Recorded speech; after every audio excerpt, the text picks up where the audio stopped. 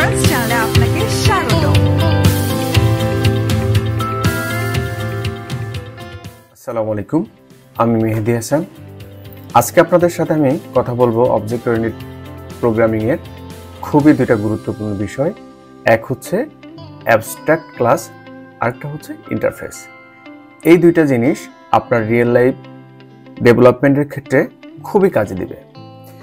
So প্রথমেই আমি কিছু কোশ্চেন জিজ্ঞাসা করেছি, যেগুলা আপনারা যারা লার্নার আপনাদের কাছেও এই কোশ্চেনগুলা আসবে। সো অ্যাবস্ট্রাক্ট ক্লাসটা কি? অ্যাবস্ট্রাক্ট ক্লাসটা হচ্ছে এমন এক ধরনের ক্লাস যেটার মধ্যে আপনি অ্যাবস্ট্রাক্ট মেথড, কমন মেথড সব কিছুই আপনি ডিফাইন করতে পারবেন, ডিক্লেয়ার করতে পারবেন। এখন প্রবলেম হলো যে অ্যাবস্ট্রাক্ট ক্লাসটাকে আপনি কখনো ইনস্ট্যান্সিয়েট করে বা এটার অবজেক্ট ক্রিয়েট করতে পারবেন না। সো অ্যাবস্ট্রাক্ট ক্লাসের মধ্যে যেই মেথড বা যেই প্রপার্টিসগুলো থাকবে সেগুলো ইউজ করার জন্য কোনো একটা চাইল্ড ক্লাসকে, এই অ্যাবস্ট্রাক্ট ক্লাসকে প্যারেন্ট ক্লাস হিসেবে ধরে এক্সটেন্ড করতে হবে। ওকে, সো কি করতে পারি কি করতে পারি না সেটা আমরা অলরেডি এটার মধ্যে আমরা আলোচনা করেছি। এরপরে হচ্ছে যে আমরা কখন অ্যাবস্ট্রাক্ট ক্লাসটা ইউজ করব।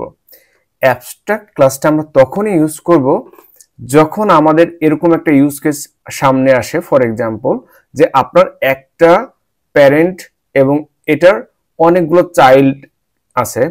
ফর এক্সাম্পল, আমরা যদি একটা উদাহরণ বলি যে আমরা একটা নোটিফিকেশন সিস্টেম বানাতে চাচ্ছি। তো নোটিফিকেশন সিস্টেমে দেখা যাচ্ছে যে আমরা একটা নোটিফিকেশন ক্লাস ডিফাইন করলাম, অ্যাবস্ট্রাক্ট ক্লাস, এবং ওই ক্লাসের মধ্যে যে অ্যাবস্ট্রাক্ট মেথডগুলো থাকবে এর চাইল্ড ক্লাসগুলো ওই মেথডগুলোকে ইউজ করবে। আচ্ছা, এখানে একটা জিনিস আমি বলে রাখি যে অ্যাবস্ট্রাক্ট ক্লাসের মধ্যে যে অ্যাবস্ট্রাক্ট মেথডগুলো থাকবে, এই অ্যাবস্ট্রাক্ট ক্লাসকে যখন কোনো চাইল্ড ক্লাস এক্সটেন্ড করবে তখন কিন্তু এটা বাই ফোর্স আপনাকে কিন্তু অ্যাবস্ট্রাক্ট ক্লাসের যে মেথডগুলো ডিফাইন করা ছিল আপনাকে কিন্তু ওইগুলো আপনার এক্সটেন্ডেড ক্লাসের মধ্যে ডিক্লেয়ার করতেই হবে। তা না হলে কিন্তু আপনার এইখানে আপনি ফ্যাটাল এরর দেখতে পাবেন। ওকে, সো আমরা অ্যাবস্ট্রাক্ট ক্লাসের একটা সুন্দর এক্সাম্পল দেখব, যেটা দেখলে আপনাদের এটা বুঝতে আরো সুবিধা হবে। এরপরে আমরা ইন্টারফেস সম্পর্কে একটু ধারণা নিয়ে নিই। সো ইন্টারফেসও কিন্তু অ্যাবস্ট্রাক্টের মতোই বিহেভ করে, কিন্তু ইন্টারফেসের ব্যাপারটা হলো যে এটার মধ্যেও যে মেথডগুলো থাকে বা এইটাও অ্যাবস্ট্রাক্ট মেথডের মতোই বিহেভ করবে, যে এটা আপনি ডিফাইন করবেন কিন্তু এর মধ্যে ডিক্লেয়ার করার বা এর মধ্যে ফাংশন লেখার কোনো প্রয়োজন নেই। এটা ইন্টারফেস ক্লাসটা কখন আমরা ইউজ করব? ফর এক্সাম্পল, আপনি একটা কমন ক্লাস প্যাটার্ন আপনি তৈরি করলেন যেটা আপনার মাল্টিপল ক্লাসে ব্যবহার করার প্রয়োজন পড়তে পারে। ফর এক্সাম্পল, আপনার যদি একটা ই কমার্স সাইটে পেমেন্ট গেটের কথাই ধরুন না কেন, একটা ই কমার্স সাইট মানে সেখানে পেমেন্ট গেটে মাস্ট, এবং সেখানে ডিফারেন্ট টাইপের পেমেন্ট গেটে থাকে। এখন একটা পেমেন্ট গেটে মানে সেখানে কিন্তু বেসিক কিছু কাজ থাকে, যে পেমেন্ট সেন্ড করা, আবার পেমেন্ট রিফান্ড করা, এরপরে পেমেন্ট হয়ে গেলে সেটার থেকে একটা রেসপন্সে সেই পেমেন্টের টোকেন আইডি পাঠানো, এই ধরনের যে কাজগুলা। সো এই ধরনের যে সিনারিওগুলো তখন কিন্তু আমরা ইন্টারফেস ইউজ করব। তো এখন আমরা একটা অ্যাবস্ট্রাক্ট ক্লাসের এক্সাম্পল দেখি। আমরা অ্যাবস্ট্রাক্ট ক্লাসের যে একটা কথা বলছিলাম না, যে আমরা একটা কি বলে নোটিফিকেশন সিস্টেমের কথা বলতেছিলাম। আচ্ছা, নোটিফিকেশন সিস্টেমটা আমরা তাহলে একটা কাজ করি, আমরা একটা অ্যাবস্ট্রাক্ট ক্লাস বানাই। অ্যাবস্ট্রাক্ট ক্লাস বানাই হচ্ছে নোটিফিকেশন। ওকে, নোটিফিকেশন। এখন এই নোটিফিকেশন অ্যাবস্ট্রাক্ট ক্লাসটা বানানোর পরে আমরা যেটা করব, যে অ্যাবস্ট্রাক্ট ক্লাসের তৈরি করার জন্য আমাকে অ্যাবস্ট্রাক্ট কিওয়ার্ডটা কিন্তু ইউজ করতে হবে। ওকে, এখন অ্যাবস্ট্রাক্ট ক্লাসের মধ্যে আমরা যেটা করব, যে একটা অ্যাবস্ট্রাক্ট মেথড আমরা ডিফাইন করব। অ্যাবস্ট্রাক্ট, এইটার মধ্যে আমরা মেথডটাকে প্রোটেক্টেড, পাবলিক যেটাই খুশি আমরা ইউজ করতে পারি। আমরা এটা প্রোটেক্টেড দিলাম, প্রোটেক্টেড ফাংশন সেন্ড। ওকে, এখন আমরা বলেছিলাম কি, যে আমরা অ্যাবস্ট্রাক্ট ক্লাসটাকে ইনস্ট্যান্সিয়েট করতে পারি না। সো আমরা যদি এখন এখানে এসে আমরা যদি বলি যে notification equal to new notification, okay. এখন এখানে দেখেন আমি যদি এটা আমার টার্মিনালে রান করি পিএইচপি index.php, এখন দেখেন এই একটা ফ্যাটাল এরর জেনারেট করতেছে যে এখানে cannot is the abstract modifier property, okay. তো আমরা এটাকে কিন্তু অবজেক্ট ইনস্ট্যান্সিয়েট করতে পারি না, ওকে। এখন কি হবে, এখন হচ্ছে যে আমরা এটাকে একটা চাইল্ড ক্লাস দিয়ে এক্সটেন্ড করব। চাইল্ড ক্লাস মানে কেমন হতে পারে, যে নোটিফিকেশন। এখন নোটিফিকেশন তো আমরা ইমেল নোটিফিকেশনে পাঠাতে পারি, আমরা হচ্ছে ধরুন আমরা মোবাইলের SMS নোটিফিকেশন বা ওটিপি নোটিফিকেশনে পাঠাতে পারি, রাইট? সো সেক্ষেত্রে আমরা একটা এক্সাম্পল দেখি যে আমরা ক্লাস একটা ডিফাইন করি যে ইমেইল, হ্যাঁ, ইমেইল এটা এক্সটেন্ড করবে কি, নোটিফিকেশন এক্সটেন্ড করবে।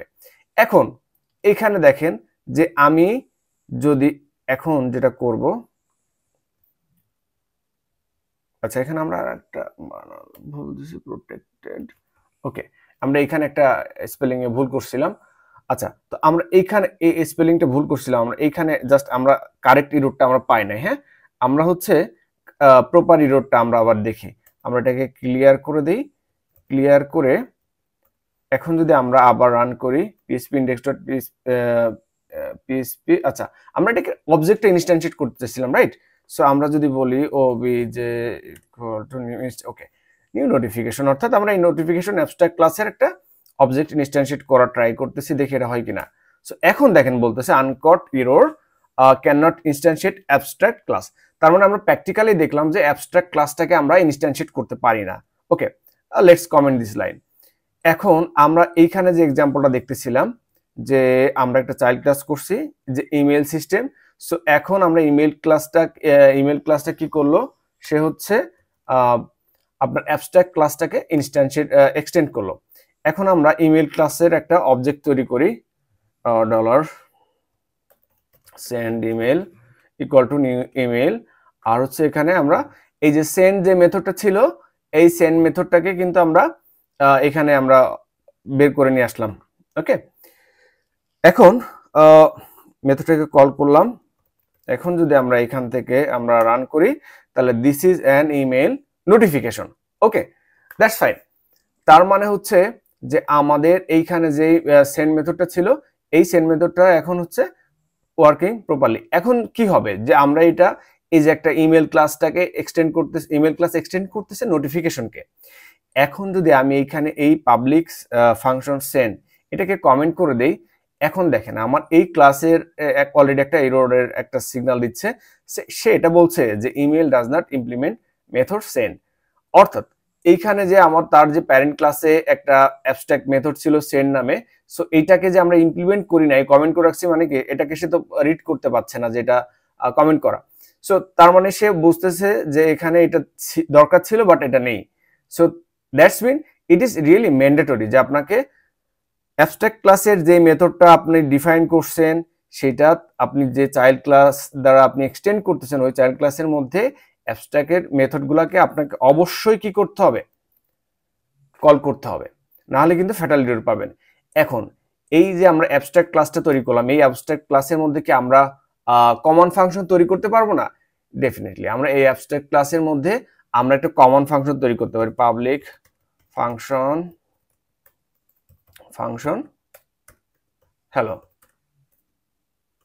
হ্যালো, ওকে। সো এটার মধ্যে একটা রিটার্ন হ্যালো। এখন আমরা এইখান থেকে এই যে আমাদের যে সেন্ড ইমেল যে অবজেক্টটা আছে, এইখান থেকে আমরা ওই যে হ্যালো যে ফাংশনটা আছে, মেথডটা আছে, ওইটাকে কল করলাম। এখন যদি আমরা এইটাকে কমেন্ট করে দেই, কমেন্ট করে আমরা যদি এটাকে রান করি, তাহলে দেখতে পাবো যে আমাদের এই যে আমাদের হ্যালোটা প্রিন্ট হয়ে গেছে, ওকে। দ্যাটস মিন আমরা অ্যাবস্ট্রাক্ট ক্লাসের মধ্যে কমন এবং অ্যাবস্ট্রাক্ট উভয় মেথডই আমরা এখানে ডিফাইন করতে পারবো। আর এটাকে কল করার জন্য আমাদের এই ক্লাসটাকে এক্সটেন্ড করতে হবে। সো আশা করি যে অ্যাবস্ট্রাক্ট ক্লাস কিভাবে কাজ করে এটা আপনারা মোটামুটি বুঝতে পারছেন। এখন আমরা চলে যাব হচ্ছে ইন্টারফেসে। সো ইন্টারফেসটা আলোচনা করার আগে আমরা এই কমেন্টগুলো কমেন্ট করে দেই। আমরা এখন ইন্টারফেসের এক্সাম্পল দেই, ইন্টারফেস এক্সাম্পল। ওকে ওকে ইন্টারফেসটা আমরা কি বলেছিলাম যে ইন্টারফেস তৈরি করার জন্য আমাদের যেটা করতে হবে ইন্টারফেস কিওয়ার্ড দিয়ে আমাদের একটা ইন্টারফেসের নেম দিতে হবে সো ইন্টারফেসে একটা কমন সিনারিও আমরা কি বলছিলাম যে payment processor okay let's say payment processor ওকে এখন এই পেমেন্ট প্রসেসর যে ইন্টারফেসটা আছে এই পেমেন্ট প্রসেসরের মধ্যে আমরা বিভিন্ন রকম যে আমাদের যে ফাংশনালিটি গুলো হতে পারে সেইটার একটা মানে প্রিন্ট আমরা এখানে করে দিতে পারি যে এই এই কি বলে একটা আর্কিটেকচার করে দিতে পারি যে এই অনুযায়ী অন্য ক্লাসগুলো যারা এই ইন্টারফেসকে ইমপ্লিমেন্ট করবে তাদেরকে অবশ্যই এই মেথডগুলোকে ইমপ্লিমেন্ট করতেই হবে সো এটা বাই ফোর্স করাই লাগবে সো আমরা যদি করি যে পাবলিক ফাংশন পে হ্যাঁ okay public function pay okay pay আর হচ্ছে পাবলিক ফাংশন রিফান্ড ওকে তো এখন এই দুইটা মেথডকে আমি ইন্টারফেসের মধ্যে ডিফাইন করলাম আমাদের ইন্টারফেসটাও কিন্তু সেম আমরা এই ইন্টারফেসেরও কিন্তু আমরা অবজেক্ট ইনস্ট্যান্সিয়েট করতে পারবো না ওকে যদি আমি জাস্ট দেখাই যে ওবিজে ওকে এই যে আমরা যদি পেমেন্ট প্রসেসরে আসি এর সেটে ক্লিয়ার করে দিলাম টার্মিনাল এখন যদি আমরা দেখি এই যে ফ্যাটালিডোর আমরা কিন্তু ইন্টারফেসকেও ইনস্ট্যান্সিয়েট করতে পারবো না ওকে ইন্টারফেসকে এখন এটা তাহলে আমরা কিভাবে ইউজ করব আমরা একটা উদাহরণ আমরা দেখতেছিলাম যে পেমেন্ট প্রসেসর ওকে পেমেন্ট প্রসেসরের ক্ষেত্রে যেটা আমরা ধরে নিই যে আমাদের ই-কমার্স সাইটে অনেকগুলা পেমেন্ট গেটওয়ে আছে তার মধ্যে পেপাল আছে স্ট্রাইপ আছে বিকাশ আছে বা ইউপি আছে এরকম অনেকগুলা পেমেন্ট গেটওয়ে আছে সো ফর এক্সাম্পল আমরা পেপালটা প্রসেস করি সো এটা যেভাবে করতে হবে যে আমরা পেপাল নামে একটা ক্লাস নিচ্ছি এইবার আমাদের ইন্টারফেসটাকে ইউজ করার জন্য কি করতে হবে ইমপ্লিমেন্টস নামে একটা কিওয়ার্ডস ইউজ করতে হবে করে এবার আমাদের এই যে এই ক্লাসটাকে আমরা এখানে দিয়ে দিব এরপরে আমাদের যেটা করতে হবে কার্লি ব্রেসেস দিয়ে আমরা ক্লাসটা স্টার্ট করলাম এখন দেখেন এখানে কিন্তু একটা আমরা এরর দেখতে পাচ্ছি কেন এরর দেখতে পাচ্ছি কারণ এইটা হচ্ছে একটা ইন্টারফেসকে সে ইমপ্লিমেন্ট করছে কিন্তু সে বলতেছে দেখেন এইখানে যে PayPal does not implement methods pay and refund okay that's mean হচ্ছে যে আপনার যখন কোনো ইন্টারফেসকে আপনি ইমপ্লিমেন্ট করবেন আপনাকে অবশ্যই সেই মেথডগুলোকে কিন্তু আপনার ইমপ্লিমেন্ট করতেই হবে এটা বাই ফোর্স আপনাকে করাবে দ্যাটস ওয়াই এই ইন্টারফেসটা আমরা ইউজ করতেছি যে যাতে করে আমরা একটা কমন প্র্যাকটিস কমন স্ট্যান্ডার্ড অন্যান্য ডেভেলপাররা মেইনটেইন করতে পারে একটা আর্কিটেকচার অন্যান্যরা ফলো করতে পারে ওকে সো এখন আমি যেটা করব যে পাবলিক ফাংশন